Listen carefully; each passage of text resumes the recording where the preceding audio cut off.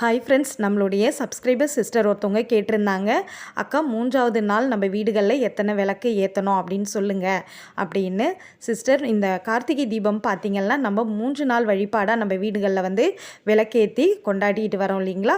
முதல் நாள் பார்த்திங்கன்னா பரணி தீபம் 5 தீபம் ஏற்றுவோம். 2வது நாள் கார்த்திகை தீபத்துக்கு 27 எண்ணிக்கையில் குறைஞ்சபட்சம் ஏற்றணும் அப்படின்னு நானுமே சொல்லியிருந்தேன். அதுக்கு மேலேயுமே நம்ம ஏற்றுறவங்க, பெரிய பெரிய வீடு இருக்கிறவங்க அதுக்கு மேலேயுமே ஏற்றலாம் தாராளமாக.